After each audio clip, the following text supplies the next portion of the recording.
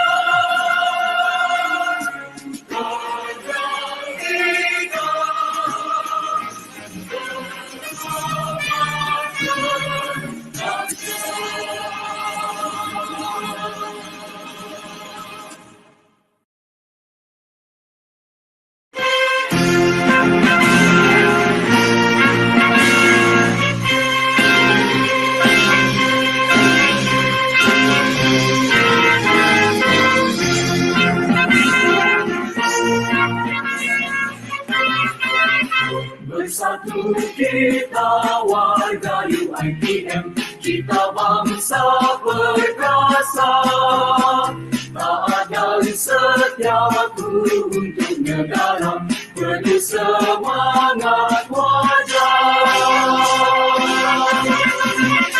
Kita jangan mudah terluka, pengorbanan perjuangan anak bangsa. Kita jangan mudah terleka, kemajuan keamanan yang ada. Kita berterima kasih pada pemimpin-pemimpin negara. Kita rasa penuh bersyukur kerahmatan kemuliaan darinya. Kamilah pendukung pewaris bangsa, kamilah penahan bangsa Malaysia, kamilah warga berwawasan untuk negaraku.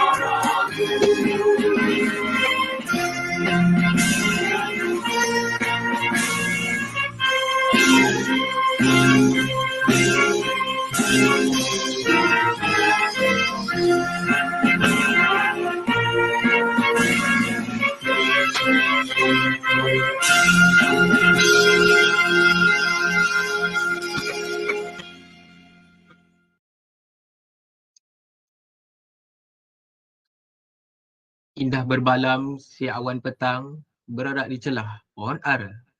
Pemanis kalam selamat datang, awal bismillah pembuka bicara. Yang dihormati Puan Yong Huai, Pegawai Kanan Teknikal, Wetlands International, selaku penceramah kita pada tengah hari ini. Tuan-tuan dan puan-puan serta para hadirin yang dikasihi sekalian.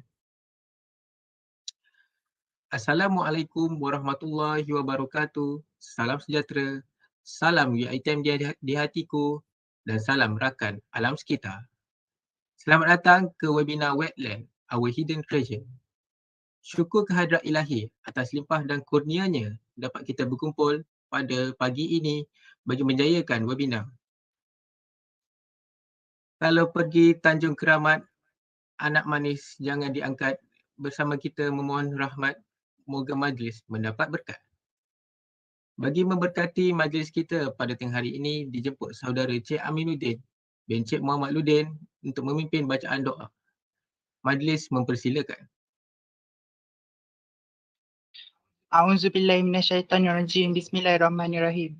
Assalamualaikum warahmatullahi wabarakatuh dan selamat sejahtera. Umar Kitab Al-Fatihah.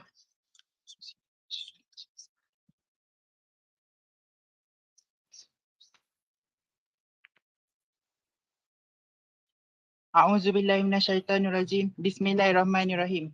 Alhamdulillahirabbil alamin. Wassalatu wassalamu ala asyrafil anbiya'i wal mursalin wa ala alihi wa ashabihi ajmain. Allahumma innaka khallaqul azim, innaka sami'un alim, innaka ghafurur rahim, innaka rabbul arsyil azim, innaka barjawadul karim. Ya Allah, Engkaulah yang mempunyai segala kepujian. Engkaulah yang berhak menerima segala kepujian. Engkaulah yang berhak menerima segala kesyukuran. Engkaulah yang memiliki segala pemerintahan. Di tangan Engkau segala kebajikan. Kepada Engkaulah kembali segala urusan. Allahumma ya Karimu ya Rahim. Cucurilah rahmat dan rahimmu ke atas majlis kami. Wetland Hidden Treasure webinar yang diadakan pada hari ini. Berkatilah ia dari awal hingga akhirnya. Ya fa'alul lima yurid. Kami juga memohon perlindungan daripadamu dari segala perkara yang boleh mencacat celakan majlis kami dan daripada segala perkara yang melalaikan kami dari berbuat taat kepadamu. Kepadamu juga kami serah segala urusan kami. Rabbana alaika tawakkalna wa alaika anabna wa alaika masir. Rabbana atina fid dunya hasanah wa fil akhirati hasanah wa qina azaban nar. Wa sallallahu ala Muhammad wa ala alihi wa ashabihi wa sallam. Walhamdulillahi rabbil alamin. Amin, amin ya rabbal alamin. Majlis mengucapkan terima kasih kepada saudara Cik Aminuddin bin Cik Muhammad Ludin atas bacaan doa itu tadi. Webinar yang diberi tajuk Wetlands, Our Hidden Treasure adalah bertujuan untuk mendedahkan para pelajar universiti daripada pelbagai latar belakang mengenai kepentingan tanah lembap di negara kita. Selain itu, webinar ini juga bertujuan untuk mendedahkan kepada para peserta tentang keperluan untuk melindungi ekosistem tanah lembap. Sebelum kita memulakan tayangan montaj, izinkan saya untuk memperkenalkan kepada para hadirin mengenai Rakan Alam Sekitar. Persatuan Rakan Alam Sekitar atau lebih dikenali sebagai RAS ditubuhkan bertujuan untuk membangunkan kesedaran dan menggerakkan anggota masyarakat dalam aktiviti pemeliharaan dan pemeliharaan alam sekitar. Rakan Alam Sekitar melibatkan anggota masyarakat secara hands-on, iaitu menjadi mata dan telinga untuk membantu agensi-agensi kerajaan yang bertanggungjawab dalam membanteras kegiatan-kegiatan yang merosakkan atau mencemarkan alam sekitar. Sekarang, mari kita saksikan tayangan montaj dari Persatuan Rakan Alam Sekitar Student Chapter 2023.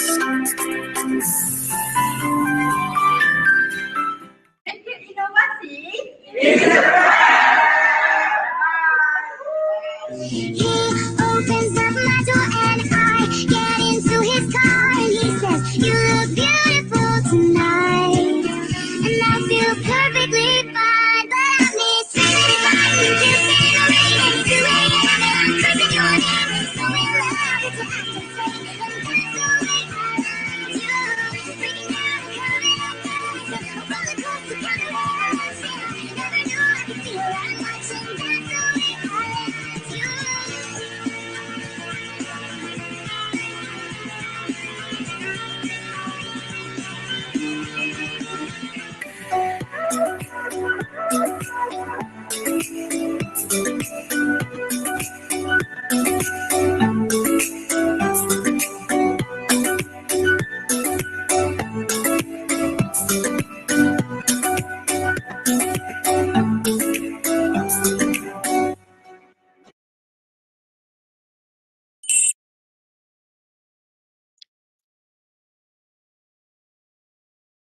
Baik, demikianlah video montaj dari Persatuan Rakan Alam Sekitar yang cukup hebat sebentar tadi.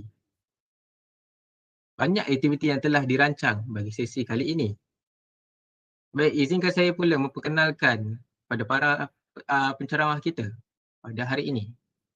Wan Yong Huai merupakan graduan ijazah sarjana di Universiti Malaysia Sabah dalam bidang ekologi dan herpetologi. Mempunyai kepakaran dalam pemeliharaan tanah gambut serta urban pemeliharaan dan pengurusan paya bakau urban di Malaysia dan Brunei. Seterusnya, beliau telah banyak memimpin projek berkaitan tanah gambut dan paya bakau. Salah satunya adalah termasuk Habitat Enhance of Constructed Wetland di Elmina City dan Blue Ecosystem Enhancement di Gamuda Garden. Sebelum itu, para hadirin diminta untuk tidak membuka mikrofon semasa webinar berlangsung supaya tidak mengganggu kelancaran webinar kita pada hari ini. Tanpa membuang masa, majlis menjemput Puan Yong Huai selaku penceramah utama untuk meneruskan webinar kita pada hari ini. Baik, terima kasih semua. Boleh dengar saya kan? Boleh Puan? Okey, baik. Terima kasih. Baik, salam sejahtera kepada semua para hadirin dari UiTM serta kami juga amat berbesar hati kerana RAS UiTM telah mengundang Wetlands International untuk menyampaikan tentang Wetlands, our hidden treasure.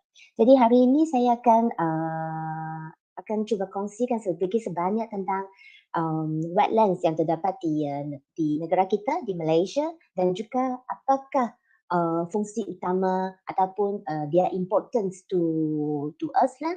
I will like sesi yang berikutnya saya akan bentangkan dalam bahasa Inggeris ya, dan I will share my slide now. Okay.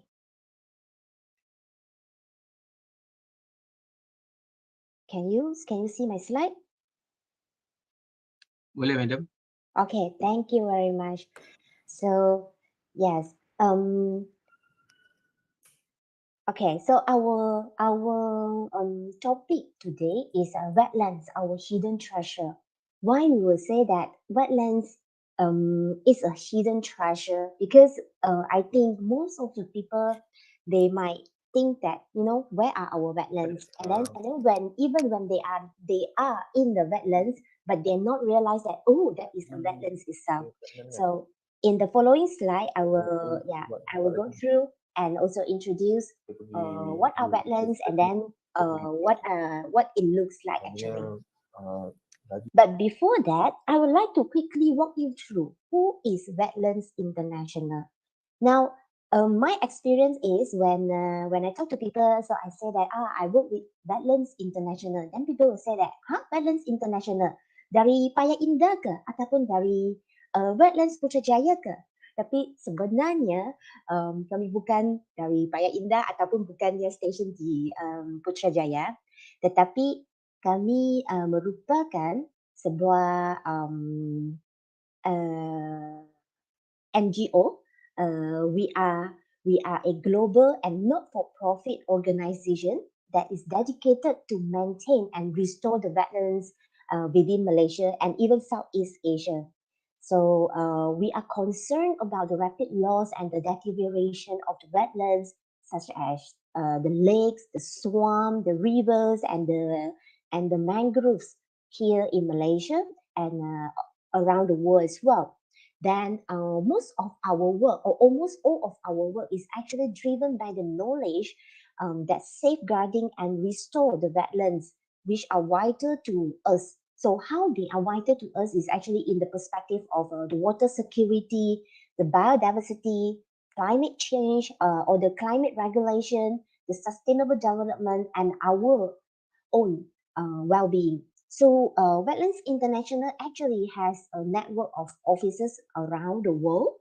So as you can see here in this map, now our headquarters is actually based at the Netherlands. I think it's somewhere here if my geography didn't fail me. So our headquarters is actually based at the Netherlands. And then here is our office in Malaysia. Then here in Southeast Asia or in Asia region, we actually also have we also have offices in Brunei, in the Philippines, in Japan, and then in Indonesia, in China, and also in India. So we work together in some of the regional initiative, and here in Malaysia and also in Brunei office, we focus most of our work in the restoration, especially for the mangrove and the pit swamp.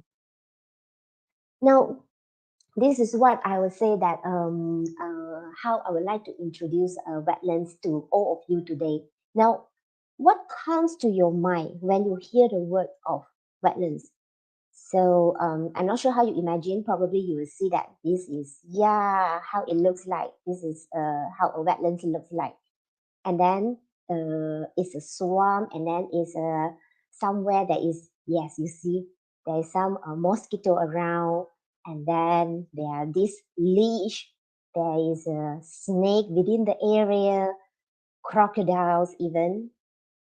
It seems very dangerous, isn't it? And then people will also think that, since this is kind of like a swamp area, dark, very humid, hot, and then it seems useless, and it could be a wasteland anyway.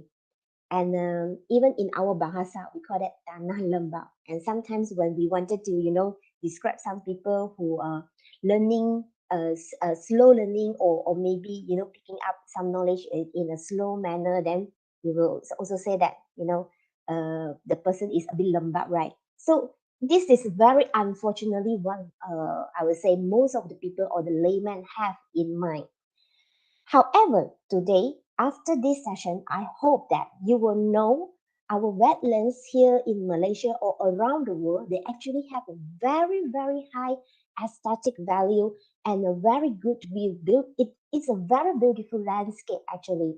Here, this is one of the wetlands in its very natural pristine condition. And where will you see this? This is actually when you land at KLIA from the aircraft, you will see such beautiful wetlands. And then here, this is a mangrove area, which is located in Johor at the Linting Wetlands. And then this is also a mangrove ecosystem that you can see in Linting Wetlands as well. Another nice and beautiful mangrove that you will see in Penang at the Bung Tebau area. And here, this nice tall tree is actually an endemic, or it's not only endemic to Malaysia, but also a type of a peat swamp species. We call that as a peat swamp species that you can only find in a peat swamp forest. Then this is how it looks like in a pristine peat swamp forest. It is inundated in water, but you see that the water is actually clear. Here, another mangrove ecosystem that you can see.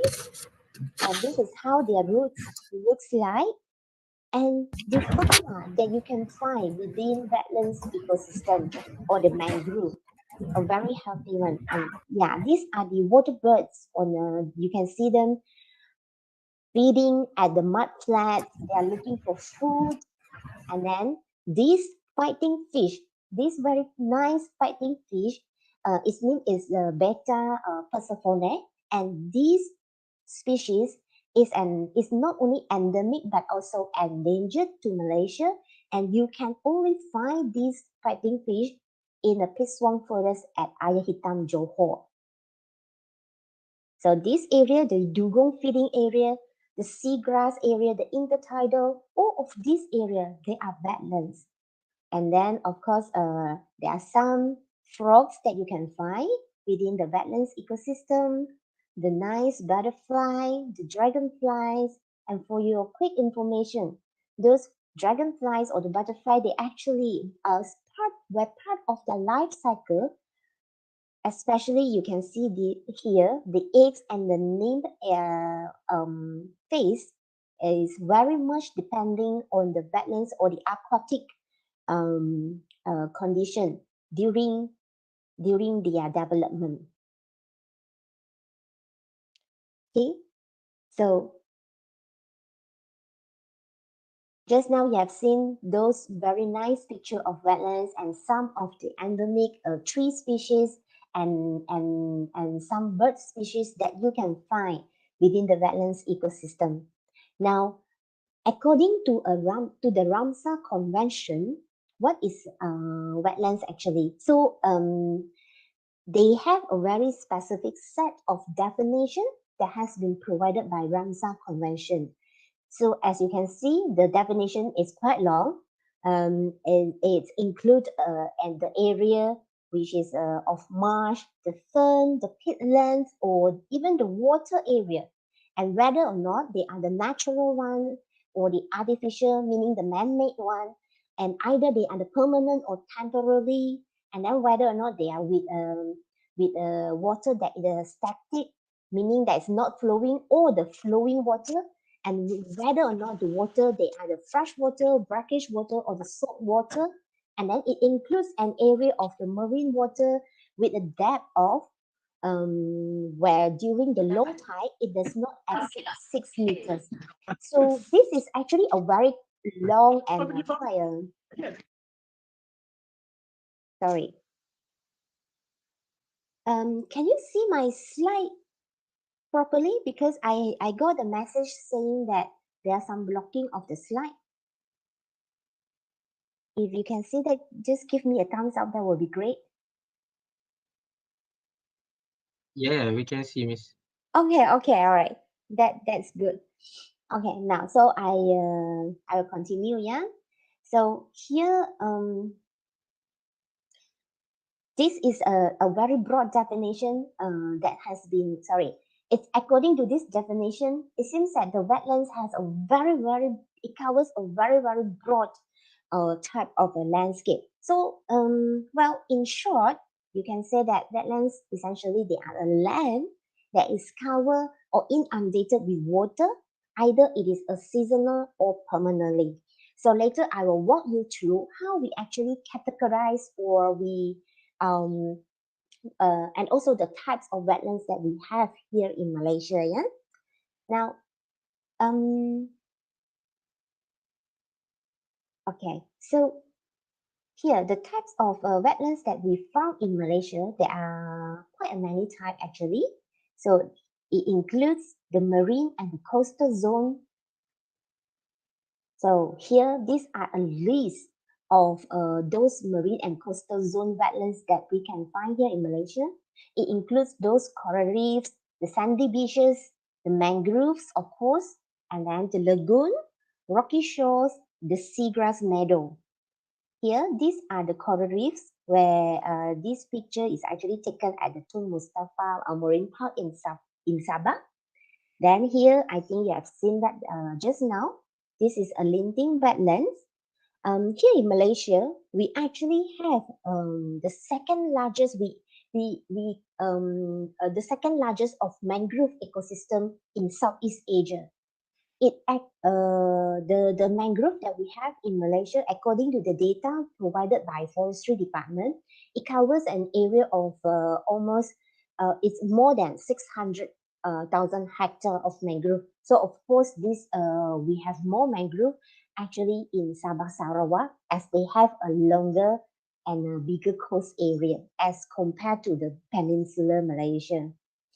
Now we also have these very nice sandy beaches, which more often they become the tourist attractive, those tourist spots. And here, this is one of the example at Gaya Island, Sabah. And then we have this type of rocky shore in Negeri Sembilan, the Pasir Panjang, also one of the tourist spot. And then the next type of wetlands that we can find here in Malaysia is the inland or the freshwater wetlands. So here they include all those river and stream, the river floodplain area, the freshwater lakes and ponds, the swamp, pit swamp forest, even the Nipah forest, Melaleuca forest, the Sago swamp, freshwater springs. So these are the inland and the freshwater wetlands that we have in Malaysia. Those rivers and stream landscapes. So this is a very nice river at Terengganu called Sungai Bangang.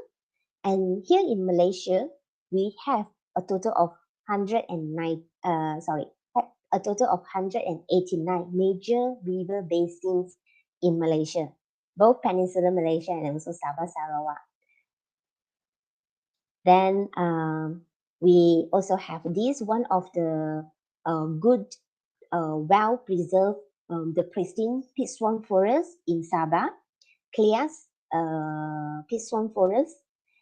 And here in Malaysia, we actually have a total of 2.4 million hectare of peatlands in Malaysia. So, but again, I think the largest or the biggest portion is actually coming from Sarawak, especially at the Rajang Delta, Cebu area. So those areas, they are the pit swamp area.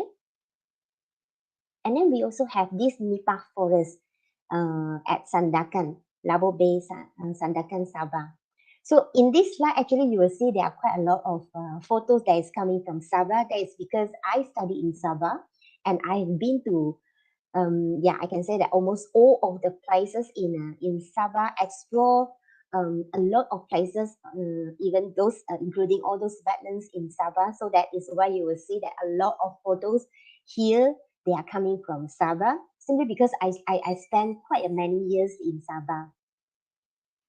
Now, we also have these man-made wetlands. This is actually one of the wetlands ecosystem that is most, I would say that people could be, tend to forget, and people may not know that, oh, they are wetlands actually. So these man-made wetlands, they are, as you can see, is man-made. It's the artificial one. It's not a natural wetlands, but still, they, according to the definition provided by the Ramsar Convention, it is still a wetlands ecosystem, although it is a man-made one. So you will see all those water storage area, those reservoir, the dams, these are a type of a wetlands ecosystem. And the ponds, even the aquaculture ponds, the fish ponds, stream ponds, those are considered as a wetlands as well. Then the wastewater treatment plants, the sewage ponds, because it's always inundated with water as well. So that is one a type of the wetlands. And then the irrigated land, with the channels, rice fields, that is considered as one of the wetland type as well. Now you see here, this is the Durian Tunggal Reservoir, which is located at Malacca. This is actually a type of wetland. And then the tiger prawn ponds that is in Tawau, also in Sabah. So these ponds, yeah, they are considered as one of the wetlands ecosystem. This is the irrigation canal in Tanjung Karang irrigation scheme, which is actually quite near to those area that is planted with paddy. So paddy field is considered as a type of wetlands as well, because when it is when you plant the paddy, you need to have the irrigation and the drainage within the area as well. So sometimes the paddy field, it will be inundated with water, but or flooded with the water, but sometimes they will dry, especially during when you need to harvest them. So that will be dry. It's actually kind of like seasonal as well. So this area, it actually forms a type of wetlands ecosystem. So let's not forget that even the rice paddy field, they are considered as one of the wetlands ecosystem. Yeah, the constructed wetlands that we always see in most of the residential park, you will always see there are some ponds or even which serve like retention pond. So these are the wetlands, a type of the constructed a type of those wetlands ecosystem that you can find that is very near to you. Then, of course, the Putrajaya wetlands, where they also house a different type of those urban biodiversity. Now, here I would like to quickly as well introduce the 7 Ramsar sites that we have here in Malaysia. Our first Ramsar site has been designated back in year 1994, which is at Tasik Bera. Now, Tasik Bera, it is a natural lake in Malaysia, and this lake actually has an area of more than 38,000 hectares, and it is in Pahang. Then, in year 2003, we have another 3 site has been designated as Ramsar site. And these 3 sites, they are located at Johor. Each of them with the name Tanjung Piai, Sungai Pulai, and Pulau Kukuh. I'm sure you are quite, this area. And then they are also quite a well-known tourist spot as well. And here comes the 5th site of the Ramsar site that has been designated in 2005 with an area of 6,610 hectares, which is the Kuching wetlands. So if you have gone to Kuching, Sarawak, and then if you have walked by the waterfront area, so that is actually the Kuching wetlands area. Then here in year 2008, more than 78,000 hectares in Sabah, the Lower Kinabatangan Segama wetlands has been designated as the 6th Ramsar site in Malaysia. Then I think the latest one, which is the Kota Kinabalu wetlands, has been designated as the Ramsar site back in 2016. Although this is a very small Ramsar site with only 24 hectares, but Kota Kinabalu wetlands is actually the only one wetlands that is located within a city area. So this Kota Kinabalu wetlands is is actually, I think, just 5 or 10 minutes away from the city area, and it was previously served by it was called a bird sanctuary, but now they have turned that and into a Kota Kinabalu wetlands, and it served as most of the stopping point for those migratory birds. So that is why the Sabah government, they have then decided to protect the area and designate it as one of the Ramsar sites. Okay, now why we think that why we should treasure these wetlands? What are the value that they can provide us actually? Now, just now I briefly also gone through and provide some of the, like, what are the attractive point of the wetlands. Here we will dive in deeper and to learn those ecosystem services that is provided by wetlands. Now, as this diagram tells you, in a glimpse, it includes they provide a very good value, especially in the fisheries, in the timber and fuel, and then it actually also help with the climate regulation. They are important for the water purification. There are some of the good tourist spot. They provide tourism value, and then they also provide those coastal protection. This is a table that kind of like summarize the ecosystem services that are provided by wetlands. Now, here you can see that if it is for coastal protection, then this part you will see that this ecosystem, the structure and the function, how they serve as the coastal protection, which is to attenuate the wave or the buffer against the storm surge and wind. And then if it is for erosion control, how? So they actually provide the sediment stabilization and the soil retention of those bank, be it the coastal bank or the sandy, all those sandy beaches, and even the river bank. So this is how they provide this ecosystem service. Now, this slide deck will be shared with all of you. Hence, I'm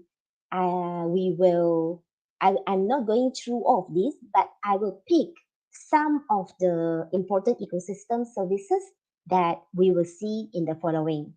Now I will categorize the benefits of the wetlands that they provide to us in two perspectives. One is to the society, is like especially how us, the human being, will be benefited from the wetlands.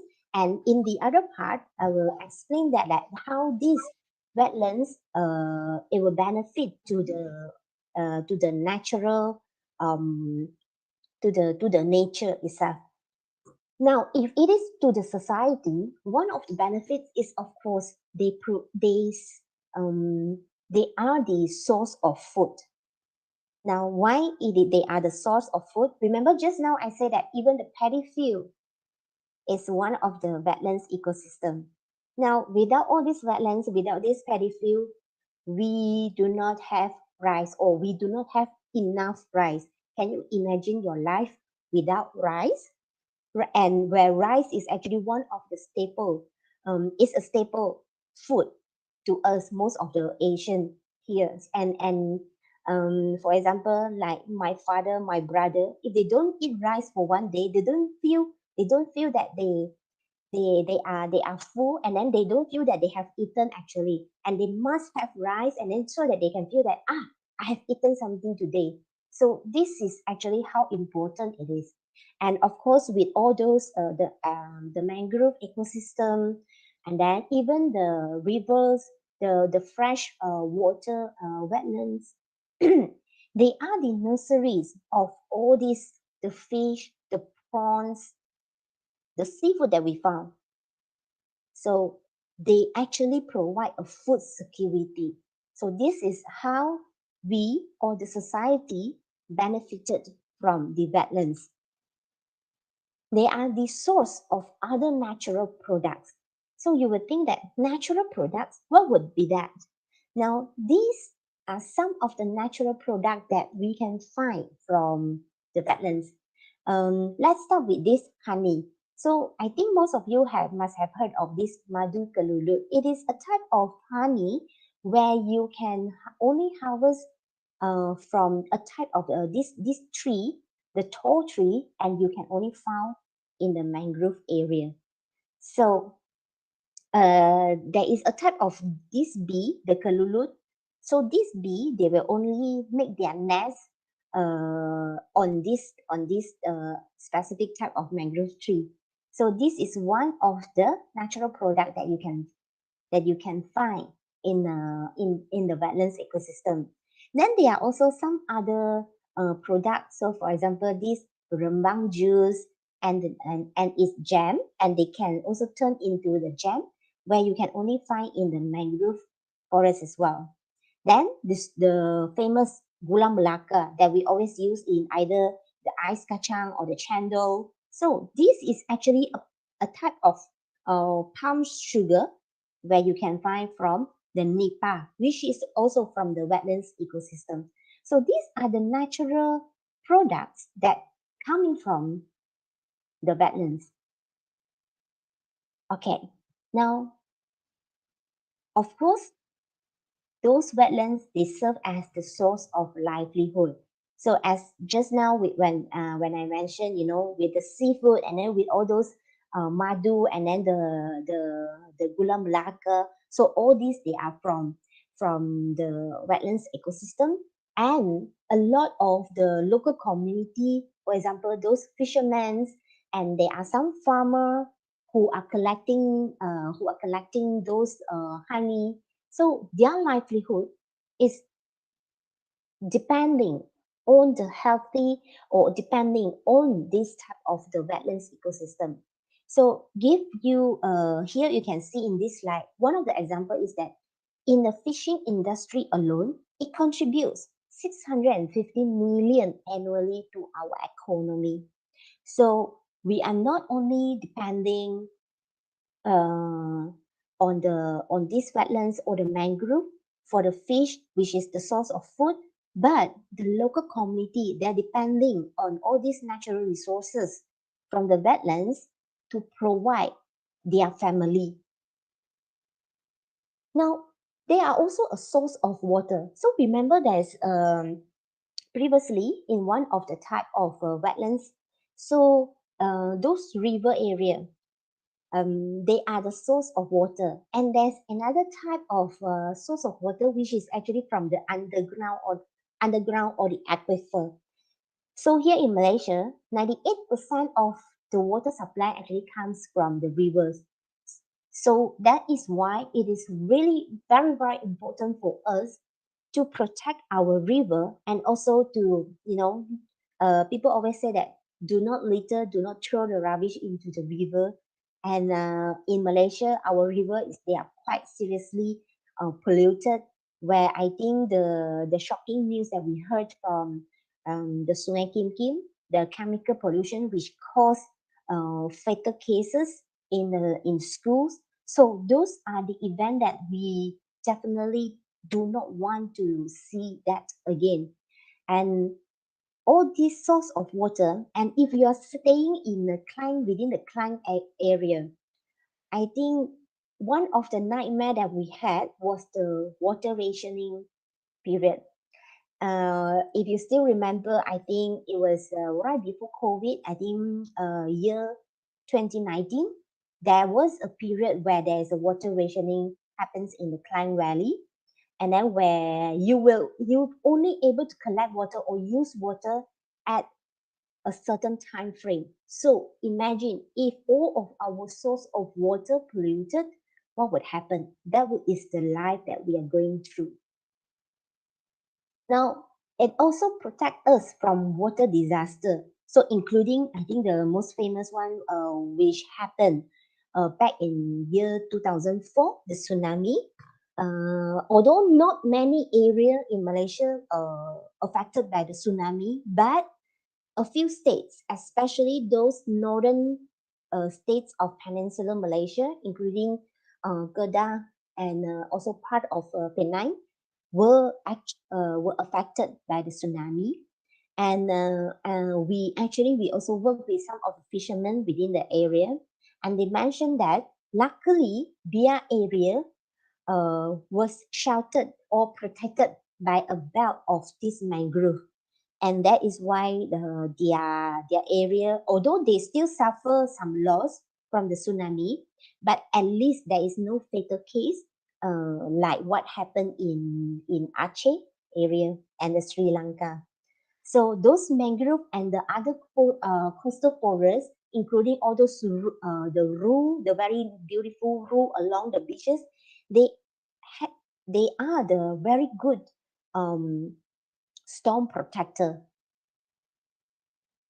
And then apart from those coastal wetlands, then the urban wetlands, which I have just mentioned, the constructed wetlands within the say a residential area or even within a township. So these type of urban wetlands, they actually help to absorb those excess rainfall, and it will then further prevent the flooding within the area.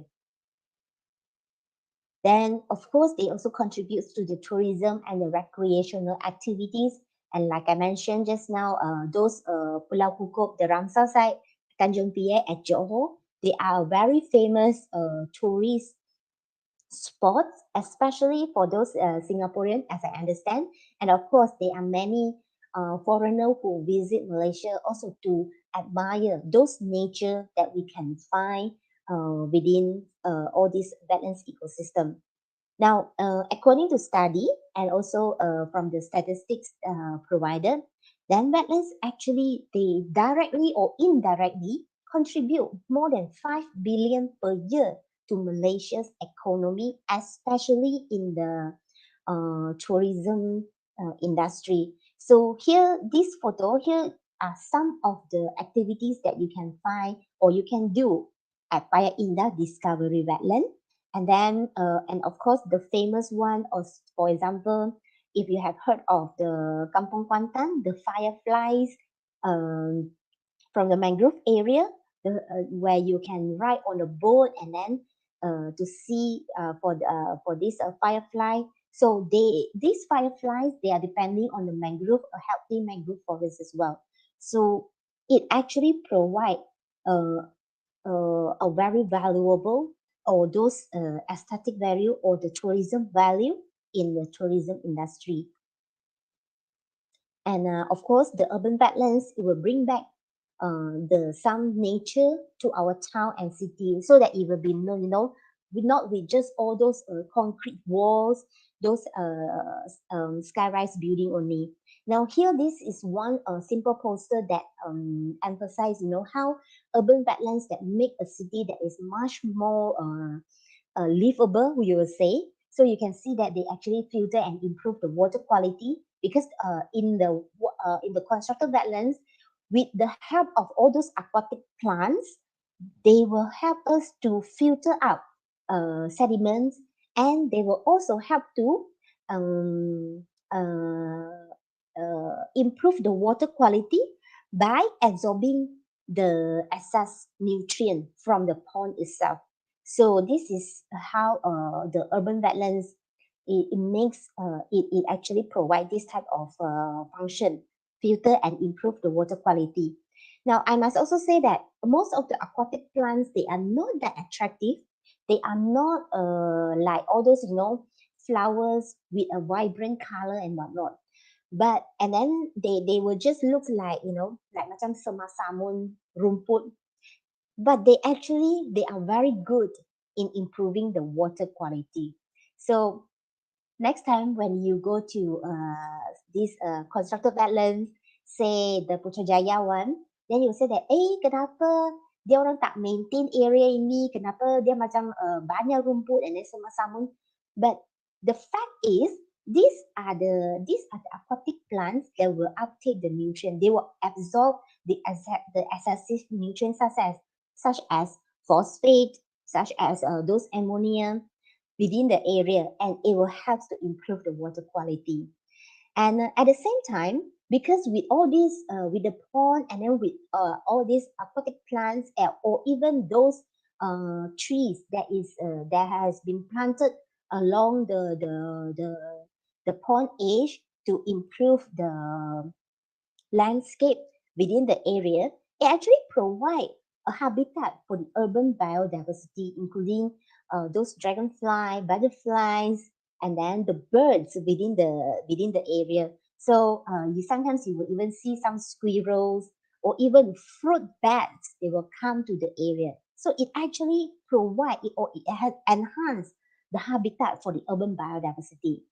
Then with all these, the constructed wetlands or the urban wetlands, of course, it will replenish the groundwater. Because you are not just extracting the water from the ground, but you will also replenish the groundwater because the pond itself, it collects the rainwater so that, not all your rainwater will just flow into a sea and turn into a salt water where we cannot drink. So it helps to replenish the groundwater. Now, there are many more, including improve the air quality and abate the heat island, of course, because when you have more trees or greenery area, it will definitely improve the air quality and help us to abate the heat islands. Okay, now just now that we have mentioned about those benefits that we human beings, the society benefited from the wetlands. Now, here there are also benefits. How these wetlands they actually bring the benefits to the natural ecosystem. Now, here, it provides an ideal environment for the flora and fauna. I briefly mentioned that, especially when I in just the previous slide about how they can provide a habitat for the urban biodiversity.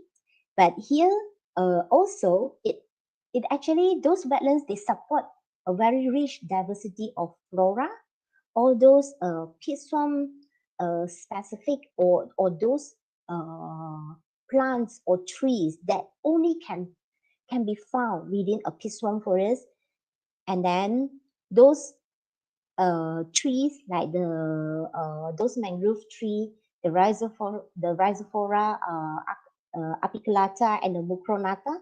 Those are the bakau or the mangrove trees that can only tolerate those salinity of the seawater. So you can only find all these at a very specific wetlands. And then they support the rich diversity of the birds as well, especially for the migratory birds. Now, as a fact, how Wetlands International was formed, it was actually before it was called Wetlands International. The organization, it was called ASEAN Waterbird Bureau. So from the name suggested, you can see that most of the in that office or in that bureau, most of the people or the personnel, the experts, they're working on the conservation for bird species for the water birds. And then later on, they found that all these water birds, they use all the resources along the wetlands, and this is how they think that wetlands they are a very important habitat or the ecosystem to not only birds but also to all of us as well. So then from then it forms and called Wetlands International. So all these water birds, they are depending on the wetlands for their livelihood, sorry, not their livelihood. They are depending on the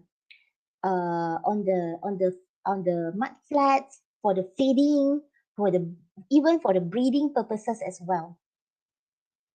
And then, of course, all those other marine, like all those seagrass meadow, they provide the habitat for the dugong, those endangered species, and the coral reefs. They are also depending on the healthy wetlands with for their thriving, for their living as well. And then this cute monkey, the proboscis monkey, where we can only found in the island of Borneo, and they mostly depending on those mangrove forests and at the coastal area. So again, this is how the wetlands they serve as the habitat for the native species, the flora and the fauna. And then wetlands, they actually provide a nursery for the marine life. So that include the fishes that we are eating, and then all the seafood that we are eating, those crabs, the prawns, even the squid and whatnot. So they are the nursery for the marine life. And next, they are the source of food. And the wetlands which are rich with source of food for the water birds. So here, let's not think about just us, but also for the other animals. So all these birds, they are feeding on the mud flat. They are actually also eating on the say all those clams, the small stream, or even the smaller fish. This is they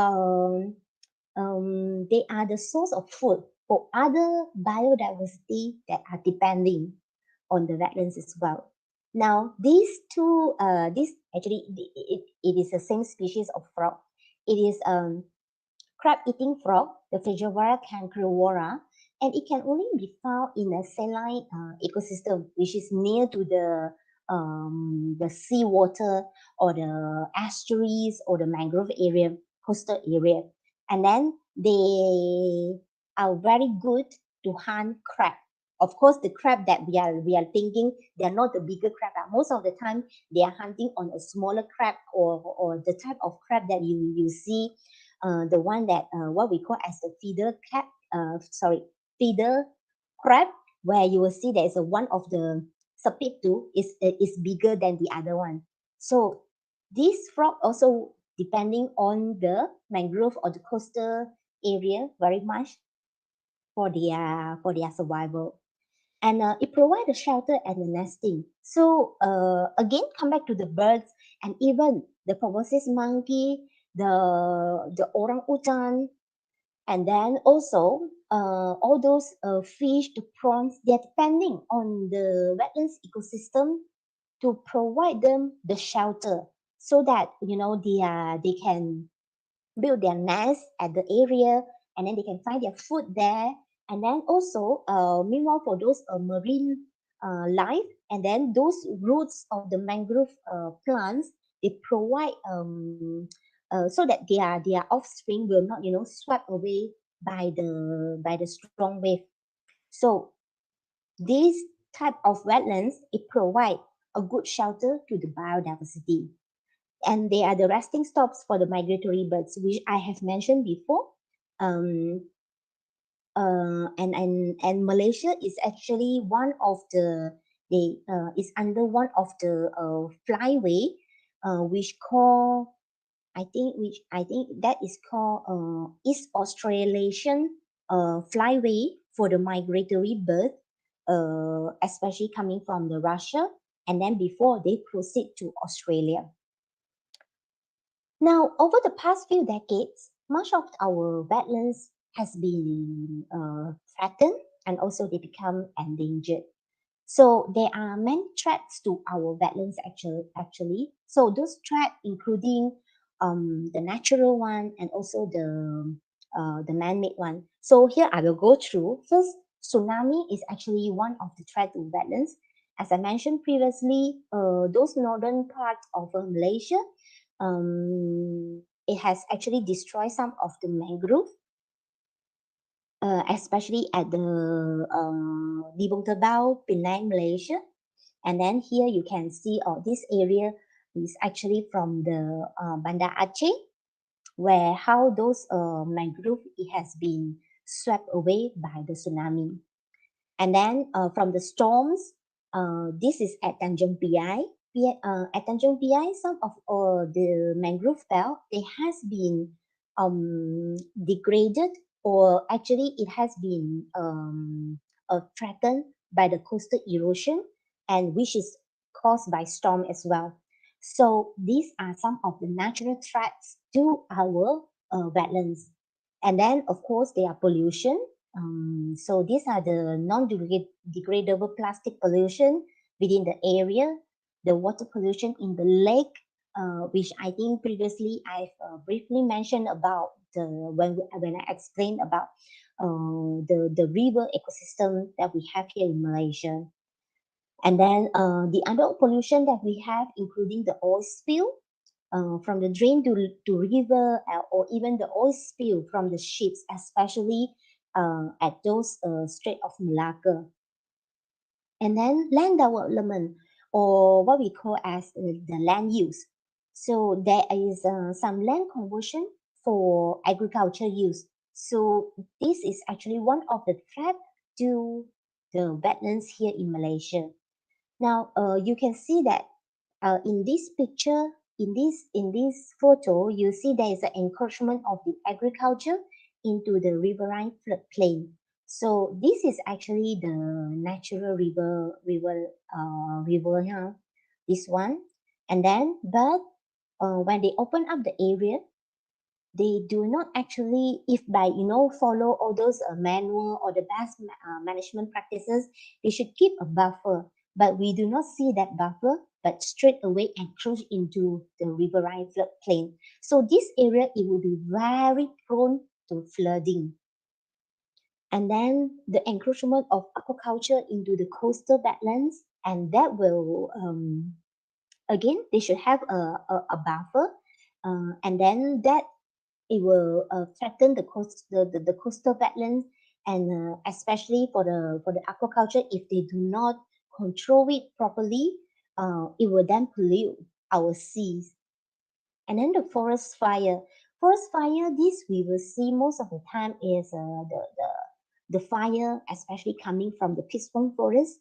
The peat swamp forest, they are, as mentioned, if it is in an original condition, most of the time it will be inundated under the water.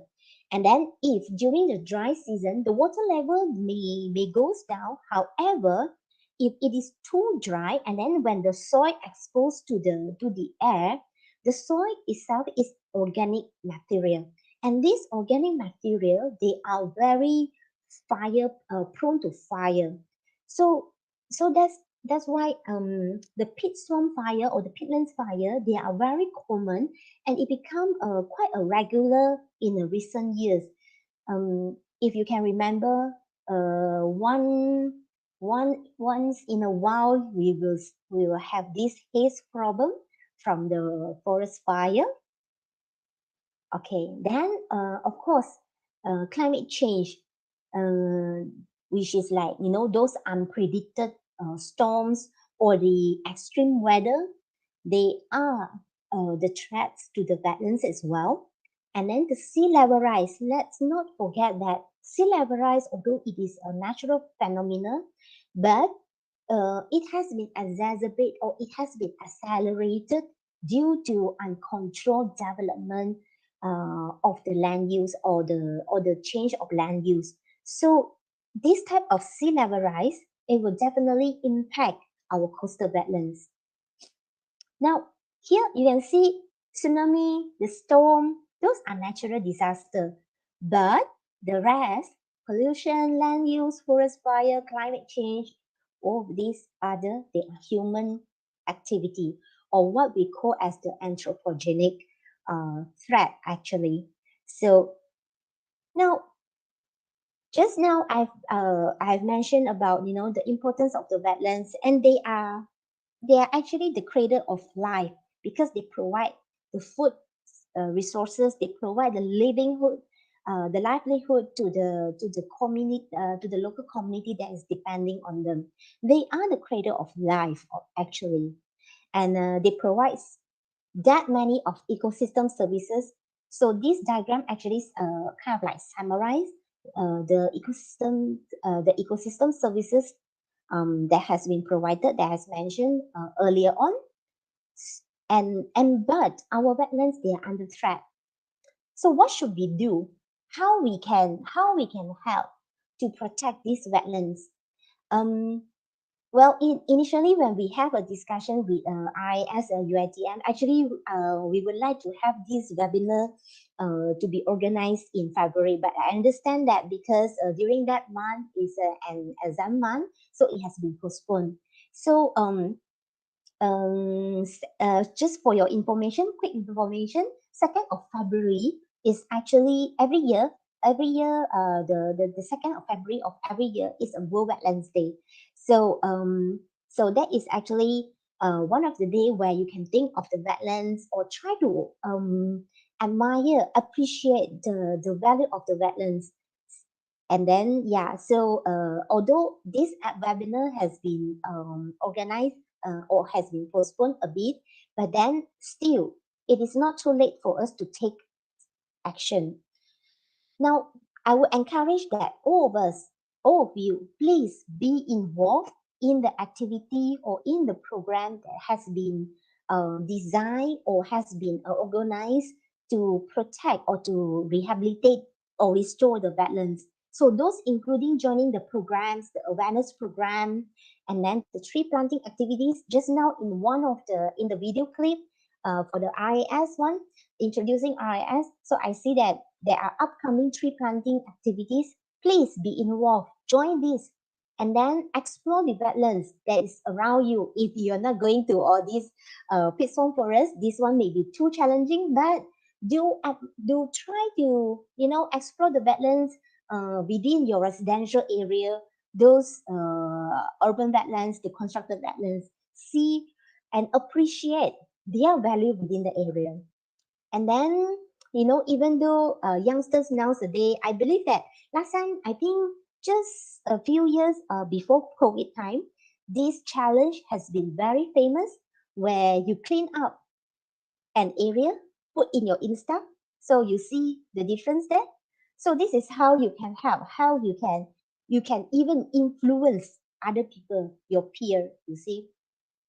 And then, of course, through all the social media, and then spread the words to your colleagues, to your friends and family. All of this definitely will help to conserve or to protect our wetlands. Now, here I would like to end my slide by this tag, which is called "Alone we can do so little, but together we can do so much." So here I would like to end my presentation or my slide for today. Thank you very much.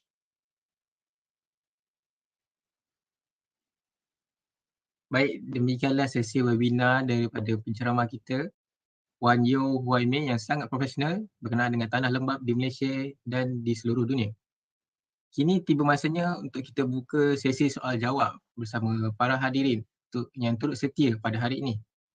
So para peserta boleh mengajukan sebarang pertanyaan dalam isu-isu yang anda ingin utarakan. So all the participants, it is now for the Q&A session. You can write the question to the chat box. To Miss May, can I have a question? Yeah, sure. Can the participants write the question in Malay? Yeah, sure. Meanwhile, I will try to explain in Malay as well. But you have to pardon my bahasa, because bahasa saya memang tak fluent sangat lah, tak fasih sangat. Alright, sure, madam. So the first question, so we will find it, is from Zul Hisham. Memandangkan program ini bekerjasama dengan Jabatan Alam Sekitar, cadangan untuk integrate slate trap at the construction site with mini wetland, especially from the big construction that produce high volume of sediment and silt. Ya, betul. Jadi ini adalah merupakan salah satu sebenarnya usaha yang dijalankan. Saya percaya bahawa bukan sahaja dengan bekerjasama dengan JAS, Jabatan Alam Sekitar, tapi dari juga Jabatan Pengairan dan Saliran JPS. Ya, mereka juga bekerjasama untuk integratekan silt trap di dalam reka bentuk sistem saliran mereka juga. Sebab kadang-kadang kami memang akan nampak bahawa jalan ataupun highway, dia memang ada sampah sarap selepas hujan ataupun selepas mungkin banjir kan. Jadi ini memang nak integratekan seal trap di construction. Kalau yang di construction site kan, sebab dari pengalaman kami bekerjasama dengan pembangunan ataupun developer, mereka memang ada integratekan seal trap, mereka memang ada pasang seal trap, tetapi setahu saya cuma mungkin di beberapa a few points or a few points lah, the main one. Right. Question from Iza. Hmm. What are the main threats to peatlands that cause peatlands to need restoration and protections? Is climate change also one of the cause? Okay, this is quite this is an interesting question and also a good question. So maybe I answer the second one. I mean, whether climate change is also one of the cause. Well, for me personally, I will say that climate change, it could be one of the causes as well, because with the climate change and the unpredicted weather, right? We don't know, when we will get a prolonged drought, a dry season. So when the peaceful forest, when it is in pada musim yang kering untuk terlalu panjang, dia memang sangat prone to fire risk, sebab organic, because the soil, those ada sedimen ataupun tanah tu merupakan bahan organik dan dia memang sangat mudah terbakar. Jadi mungkin saya rasa climate change juga merupakan salah satu faktor kepada threat to the peatlands lah. But of course, other than that, there are some other threats to the peatlands, which is what we consider as the anthropogenic threat. I think here in Malaysia, I would say one of the biggest threat to the peat swamp would be the land use change. So we are not against development. We understand that development will be important to the country. But if we convert the peaceful forest or a peatlands for other purpose, then we should practice the best management practice. We should manage the water table well as well. So those are the threats to the peatlands actually. It is important to regulate the water table so that it will not caught fire easily. I see. Yeah. Right. So the next question is same person from Iza. Does the ecosystem in the man-made wetland the same as natural wetlands? Is the habitat of the trees or animal monitored in the man-made wetlands? Okay, so most of the time, the man-made wetlands or the constructed wetlands, I will say that they are more or less the same, but there may be some difference in terms of maybe you see, or maybe those aquatic plants, they are nicely planted or they are nicely maintained. So but then in a natural wetlands, then of course it will be in a condition that, like I mentioned previously, maybe it looks like semak samut a bit lah. But essentially, I would say that most of the time they will be more or less the same. And also, I think also, in our experience, when we work in a constructed wetlands or when we help to provide a design for a good functional constructed wetlands, man-made wetlands, we also try to not introduce. We definitely will not introduce foreign species or alien species into the ecosystem because we do not want to spoil the ecosystem itself.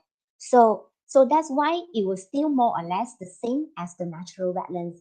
And meanwhile, you will say if those area has been monitored. Now, it really depends. That will really depends. But it would be a very good idea if, when we encourage more involvement from the public or even from the youth, from the student, to monitor an area, especially for those if we are just focusing on the constructed wetlands, then probably we can make it a program to monitor the water quality at say a residential area. And I'm not sure if within the UiTM campus do you have a pond or a constructed wetlands or not. If there is, why not make it a small project, to monitor the area and see what are the changes and how it actually benefits the area.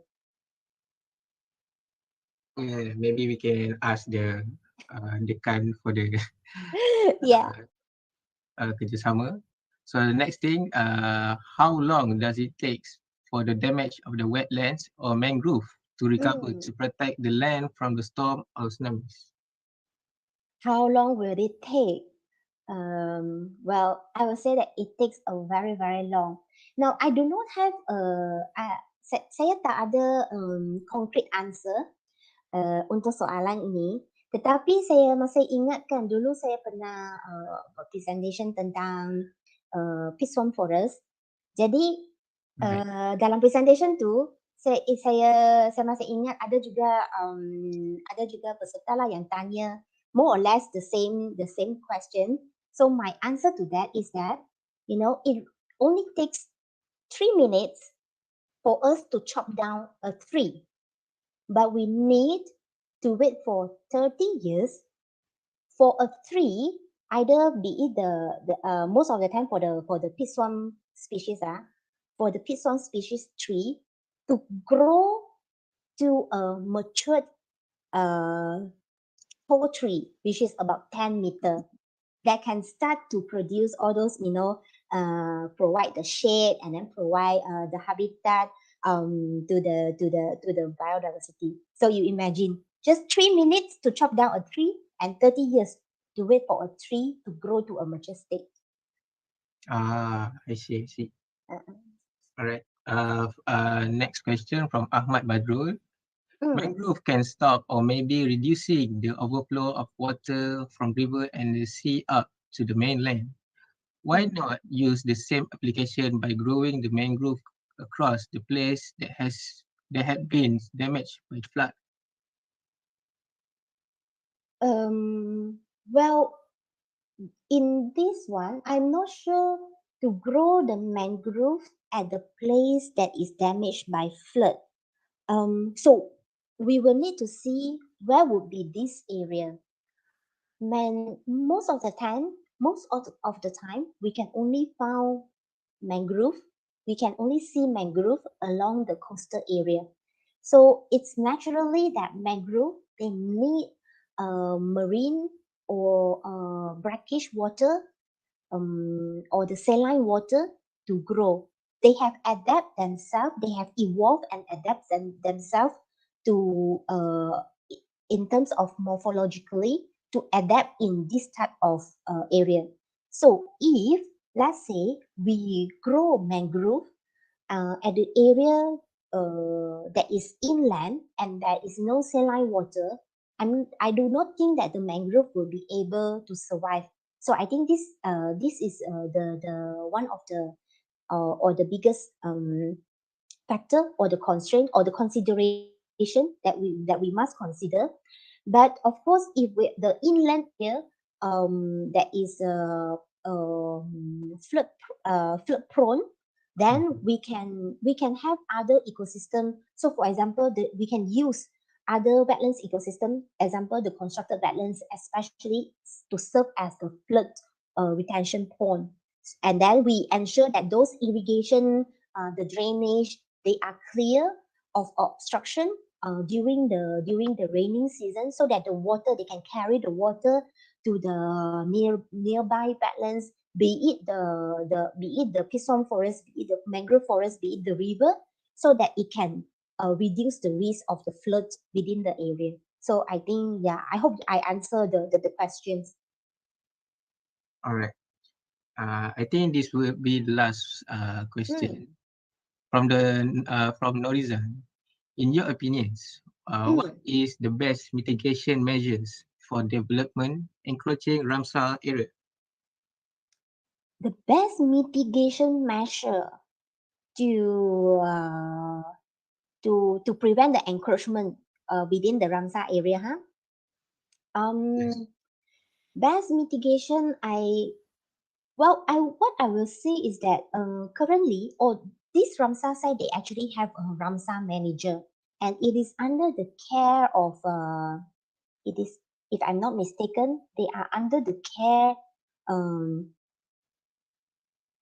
not sure if it is under Perhilitan or under forestry, but I do know that each Ramsar site they have a manager, and this manager they will annually they will report back to the ministry at ministry level. Now, the best mitigation I think is that is actually again to raise awareness. Now people may say that awareness. We have done a lot. We have been telling people and all this, but apparently seems still not enough.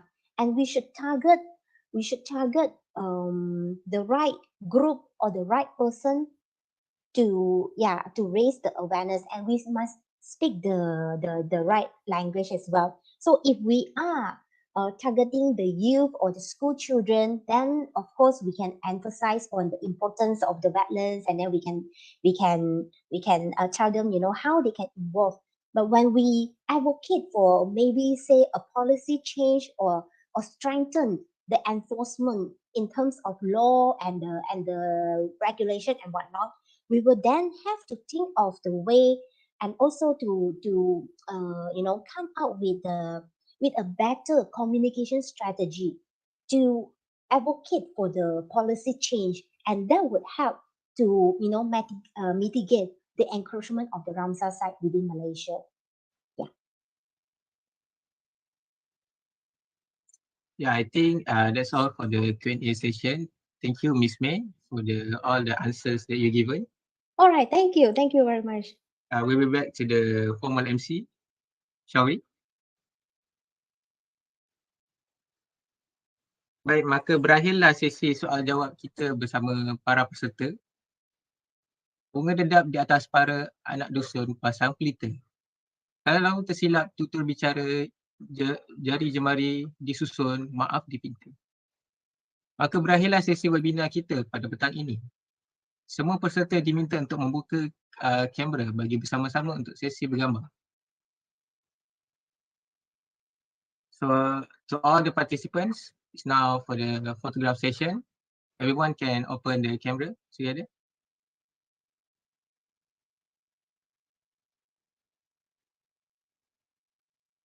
So the technical, can you snap the screenshot for me?